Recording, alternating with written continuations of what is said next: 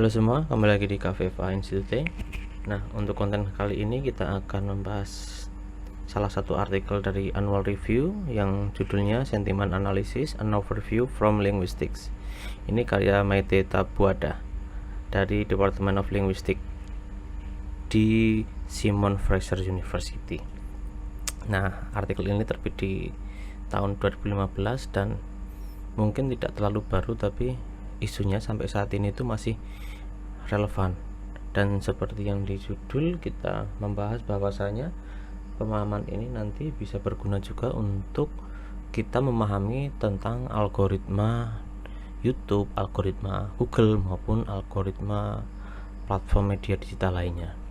Kita mulai dari sebuah pernyataan yang dituliskan oleh penulis review ini, bahwasanya feelings seems more primitive than thought, yet they constitute a significant portion of our lives, and the linguistic expression of emotion and opinions is one of the most fundamental human traits.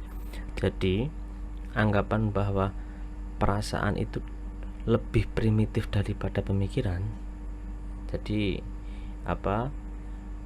kalau istilahnya orang jatuh cinta itu sudah pakai rasa, itu dia akan menjadi blind, menjadi bodoh buta karena sudah tidak menggunakan pikiran. Makanya feeling seem more primitive. Jadi perasaan itu lebih primitif daripada pikiran yang lebih mengutamakan kepada rasional.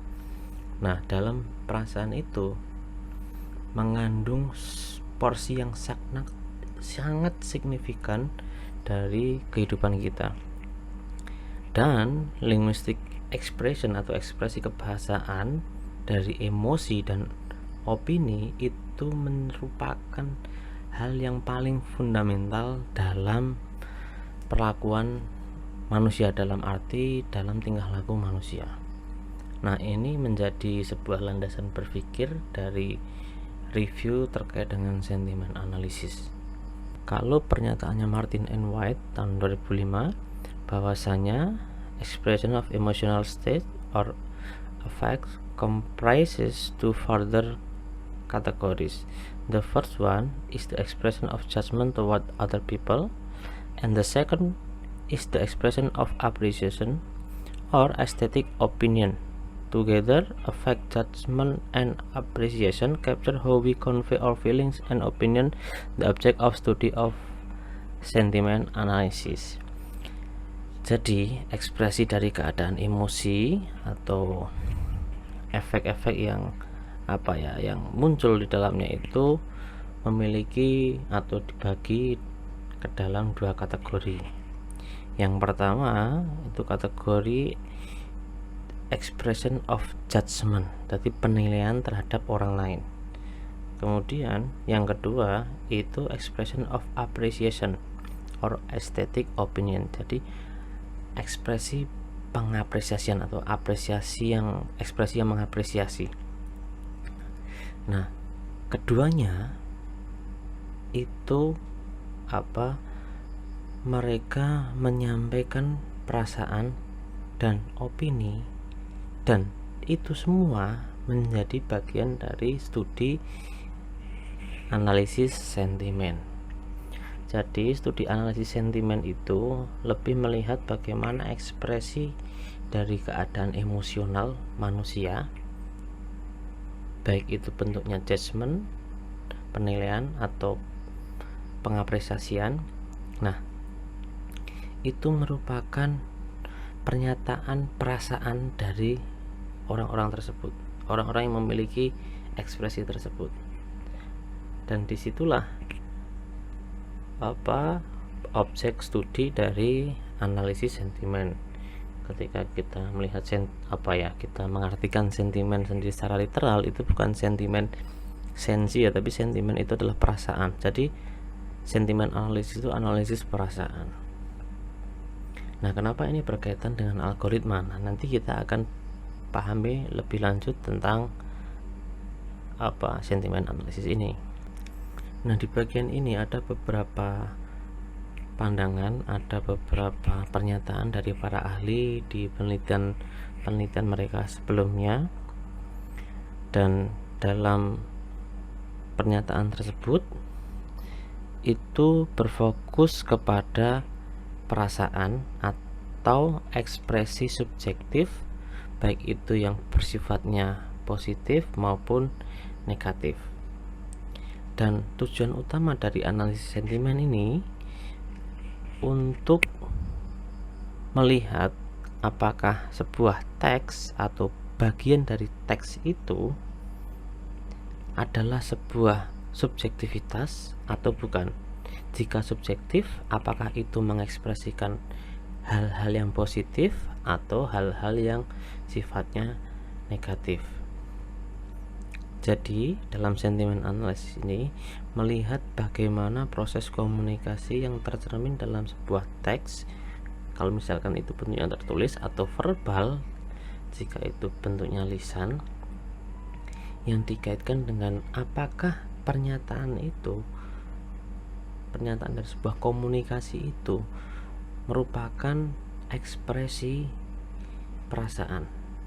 Nah, itulah nanti yang akan dilihat oleh analisis sentimen ini. Dalam kasus sentimen analisis yang dicontohkan dalam annual review ini, terdapat banyak kasus yang muncul di media digital, baik itu sosial media, pemberitaan, maupun kolom-kolom komentar di berbagai platform. Nah, menurut Esuli dan Sebastiani, ada pendefisian permasalahan dari sentimen analisis ini. Ada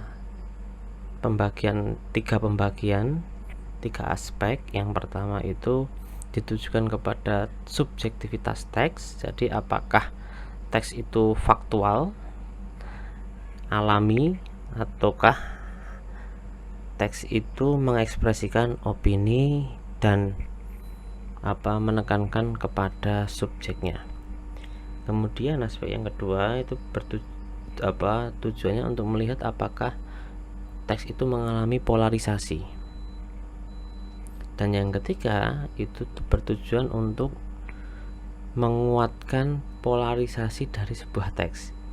Jadi misalkan membuat keputusan apakah opini ini mengekspresikan sebuah hal yang positif atau justru ini yang negatif. Nah, itu problematika dari, atau bukan problematika ya, permasalahan-permasalahan yang dilihat dari analisis sentimen. Nah, aspek krusial dalam analisis sentimen ini, dari manakah informasi berasal? Dua pendekatan penting untuk melihat eksistensi atau permasalahan ini adalah machine learning dan lexicon based.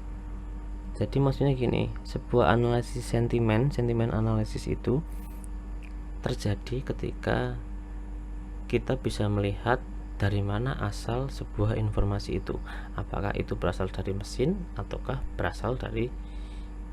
bukan berasal dari mesin ya, tapi dengan dua pendekatan dari mesin dan pendekatan dari leksikon atau dari daftar kata. Kalau kita menggunakan pendekatan dari mesin, itu penanda dibuat sedemikian rupa sehingga membuat polarisasi teks baru, dan penanda ini diciptakan dengan berbagai metode yang istilahnya itu sangat autonomous sekali, yang nantinya akan memunculkan item-item lain seperti kalimat atau dokumen dan sebagainya. Nanti ada gambarannya. Sedangkan untuk pendekatan lexicon based atau dictionary based method ini sering mengacu kepada kamus dictionary.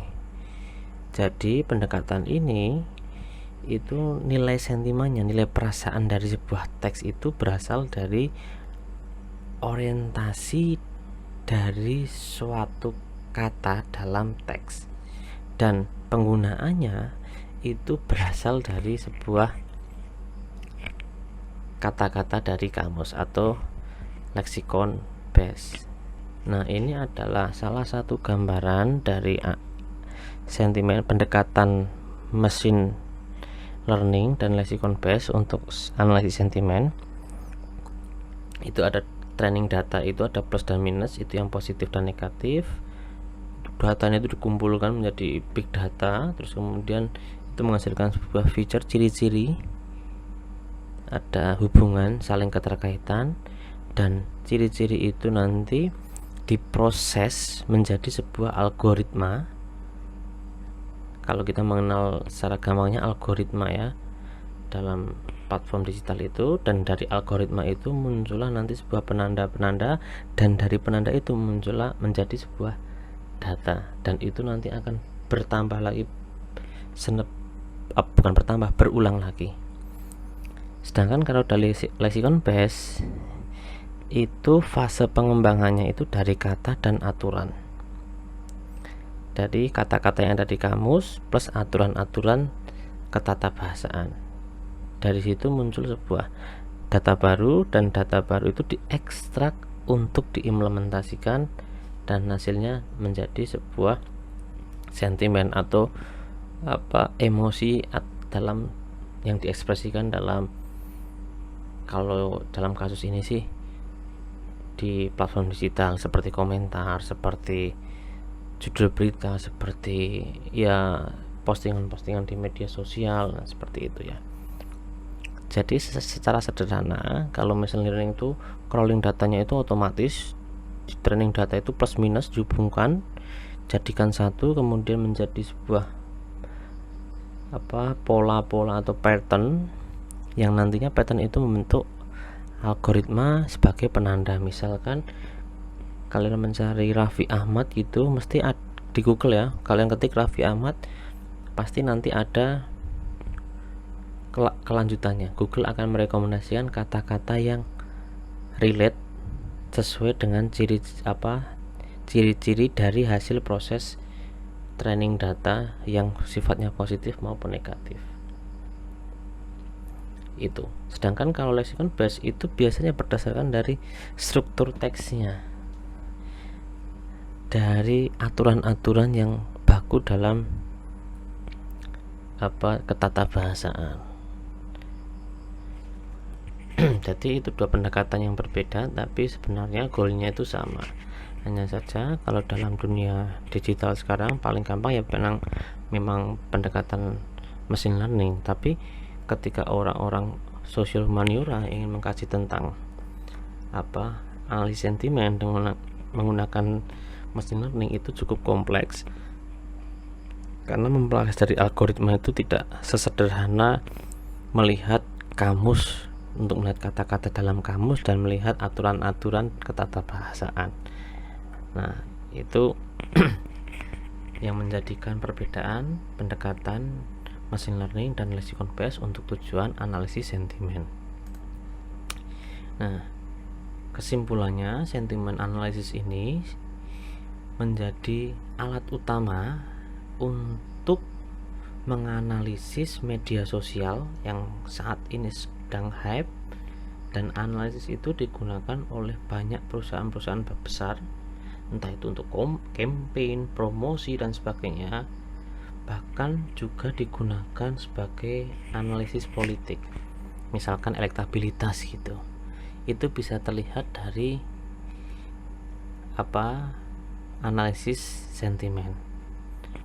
Nah, penelitian sentimen analisis ini menghasilkan informasi dari kemunculan kata-kata yang sifatnya positif maupun negatif dalam sebuah konteks dan dalam sebuah struktur linguistik. Dengan kata lain, ketika teman-teman ingin mengkaji tentang fenomena yang ada digital di dunia maya, di sosial media, itu bisa menggunakan sentimen analisis untuk melihat bagaimana fenomena atau isu yang bergulir di media itu terjadi. Caranya dengan menggunakan mesin learning atau dengan menggunakan lexicon base. Dan dua pendekatan itu bisa kalian pelajari lebih dalam lagi, tapi tidak di konten ini karena itu cukup kompleks dan cukup panjang, sehingga teman-teman bisa browse sendiri di Google Scholar atau di perpustakaan untuk mencari buku atau teori-teori atau pendekatan-pendekatan terkait dengan machine learning maupun lexicon base untuk tujuan penelitian sentimen analisis. Oke, sekian mungkin dari saya, semoga bermanfaat. Sampai jumpa di lain kesempatan. Ciao.